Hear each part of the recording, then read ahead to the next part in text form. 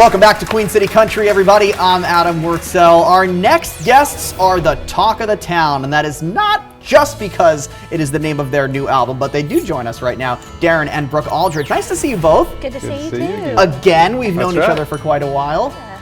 So what came first? Darin and Brooke, the couple, or Darin and Brooke Aldridge, the music duo? The couple. Yeah. We met as friends in church in the mountains of North Carolina here, what, about 18 years ago now? Yeah. It's hard to believe it's been that long now. Yeah. And the rest is history. That's right. Did you both grow up listening to bluegrass? How did it all get started for you? I was more steeped in gospel and country music. I love early 90s country and 80s country, and so I was in a lot of singing competitions as a kid. And then as I got to be a teenager, a gentleman that I grew up with in my community, he actually gave me some bluegrass CDs and said, you know, I think this is the genre maybe that you need to be singing. So I kind of took his advice and then ended up meeting Darin. He was actually, the gentleman I was talking about was in a band, one of my first bands that I was with, and so they had Darin come pick with us one Sunday. I heard her sing and said, man, I need to sing with her. Yeah, the rest is history. That's so. right. And by the way, speaking of auditions, you were telling me that in this very building you auditioned for American Idol? I did, yeah. I was the season after Carrie Underwood won, so they were looking for somebody not as country that season, so you know, they passed. But it was a great opportunity and a great experience. I met a lot of neat folks. Never heard of her. I'm glad they did, or I might not have met her. That's true. So there you go. Yeah. You're from North Carolina, so you were local. Talk about being from the Tar Heel State and how that represents and inspires your music.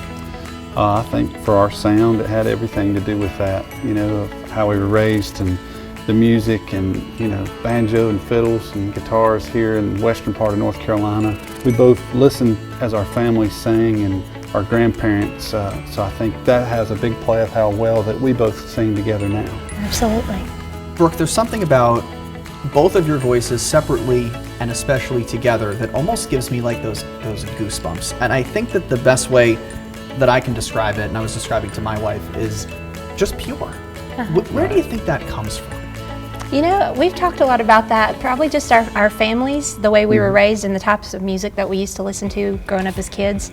But I also think a lot of it probably comes from the same region that we're in. You know, that's why we pronounce words the same. You know, we have that same kind of mellow tone to our voice, I guess. But like Vince Gill says, he made his money singing like a woman. And I think Darin's got that same type of voice. You know, he's got a high register. Like she mentioned, had a lot of the same, I guess, heroes we looked up to, like Vince and Ricky and Patty Loveless and Emmylou. You know, all them, and we listened to that as kids.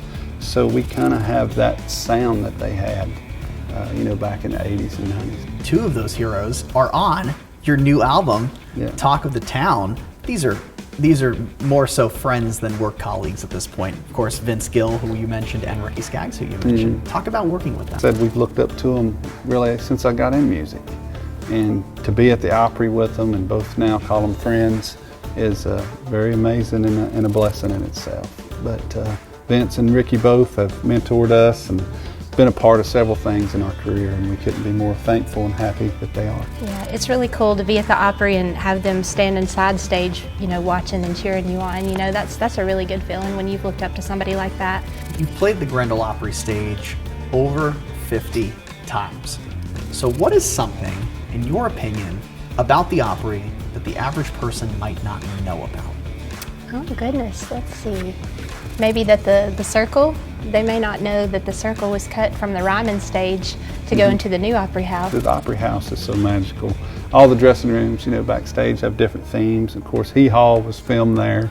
So that's something neat that a lot of people might not know as well. You have an amazing quote, and it says that you want your music to lift people up. How do you think that you guys are doing that? Well, when we started out, we said we always wanted to have a positive and encouraging message through our songs. It didn't have to just be gospel music, just in what you're singing about, and I think we've stuck with that. You know, if you try to make the best out of everything, you know, life can be so hard, but it always gets better. We've stuck by that, and I think that's really kind of developed who we are as people and artists. And being rewarding that so many people will email us or get in touch with us and tell us that as an example, or how a song changed their life or touched them. That's worth everything, no matter what kind of #1 or award we've ever got. Hearing that from somebody's the best reward we could get. Will you stay? Will you perform for us? Absolutely, we'd love it. Yes, can't wait for that. Well, don't go anywhere because right after the break, Darin and Brooke Aldridge perform their song, A Million Memories, from their new album, Talk of the Town. Stay with us, everybody. You're watching Queen City Country.